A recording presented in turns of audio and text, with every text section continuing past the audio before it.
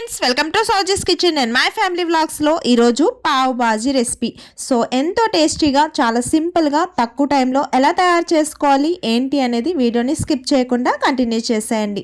ముందుగా ఒక కుక్కర్ని తీసుకొని అందులో కొంచెం ఆయిల్ని యాడ్ చేసుకోవాలి. 1 టేబుల్ స్పూన్ జీలకర్రని యాడ్ చేసి అందులోనే 1 కప్పు వరకు క్యారెట్, 1 కప్పు వరకు బంగాళదుంపలు, అలాగే 1 కప్పు వరకు గ్రీన్ పీస్, 1 కప్పు వరకు బీట్రూట్, అలాగే 1 టమాటోలు, 3 మీడియం సైజ్ టమాటోలని యాడ్ చేసుకోవాలి.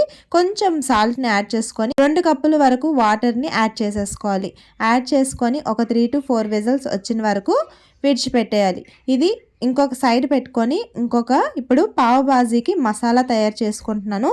ముందుగా ఒక 2 టేబుల్ స్పూన్ ధనియాలు, అలాగే 10 నుంచి మిరియాలు, అలాగే ఒక 7 వరకు లవంగాలు, దాల్చిన చెక్క, కశ్మీరీ మిర్చి, ఎండుమిరపకాయలు, అలాగే 2 ఆకులు ఎలాచీని వేసి మంచిగా ఫ్రై చేసుకొని కూల్ అయిన తర్వాత మిక్సీ జార్లోకి యాడ్ చేసుకోవాలి. ఇందులోనే కొంచెం పసుపు, అలాగే కొంచెం సాల్ట్ని, ఆమ్చూర్ పౌడర్ని యాడ్ చేసుకొని మిక్సీ పట్టుకోవాలి.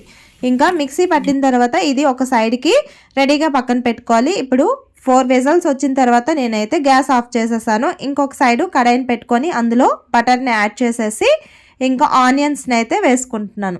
ఇంకా 1 కప్పు వరకు ఆనియన్స్ని వేసి లైట్గా ఫ్రై అయిపోయిన తర్వాత ఇంకొక కప్పుతో క్యాప్సికమ్ ముక్కల్ని యాడ్ చేసి ఇంకా నచ్చితే పచ్చిమిర్చి యాడ్ చేసుకోండి, లేదంటే స్కిప్ చేసేయండి. ఈ విధంగా లైట్గా ఫ్రై అయిపోయింది అనిపించినప్పుడు కొంచెం సాల్ట్, అలాగే కస్తూరి మేతి, నెక్స్ట్ అల్లం వెల్లుల్లి పేస్ట్ని యాడ్ చేసుకొని చక్కగా ఫ్రై చేసుకోవాలి. ఫ్రై అయిపోయిన తర్వాత ఇందులోనే మనం ముందుగా రెడీ చేసి పెట్టుకున్న పావ్ బాజీ మసాలా, నెక్స్ట్ కొంచెం కారం, నేనైతే కొంచెం కారం యాడ్ చేసుకున్నాను కదా, మీకు ఒకవేళ సరిపోకపోతే కారం అనేది కొంచెం ఎక్కువగానే యాడ్ చేసేసుకోండి.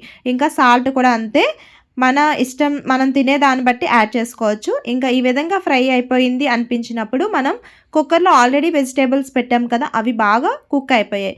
కుక్ అయిన తర్వాత మనం అందులోనే స్మాష్ చేసుకోవచ్చు, లేదు అనుకుంటే ఇందులో కూడా యాడ్ చేసి స్మాష్ చేసుకోవచ్చు. ఇవి బాగా బాయిల్ అయిపోయాయని చెప్పి నేను నార్మల్గా స్మాష్ చేసుకోకుండా డైరెక్ట్ యాడ్ చేసేసాను. ఇందులోనే బటర్ని యాడ్ చేసుకొని దగ్గరగా చేసిన తర్వాత కొత్తిమీరతో గార్నిష్ చేసుకుంటే బాజీ అనేది రెడీ అయిపోతుంది అనమాట.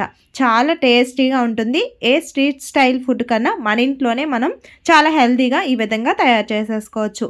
ఇంకా ఇప్పుడైతే మనం నెక్స్ట్ ఒక ప్యాన్ తీసుకొని బటర్ని యాడ్ చేసుకొని ఇందులో మనం కస్తూరి మేతిని కానీ లేకపోతే కొత్తిమీరని కానీ ఇలా మసాలా లేకపోతే మనం చేసిన బాజీ అనేది యాడ్ చేసుకొని మంచిగా 2 వైపులా కాల్చుకోవచ్చు, లేదు అనుకుంటే ఈ విధంగా నార్మల్గా కూడా కాల్చుకోవచ్చు అనమాట.